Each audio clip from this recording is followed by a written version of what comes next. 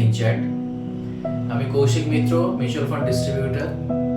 আমার লাস্ট ভিডিওতে আমি বলেছিলাম কত রকমভাবে মিউচুয়াল ফান্ডে বা কত অল্প টাকায় মিউচুয়াল ফান্ডে ইনভেস্টমেন্ট করা যায় সেই নিয়ে আলোচনা করব। মিউচুয়াল ফান্ডে দু রকমভাবে ইনভেস্টমেন্ট করা যায়।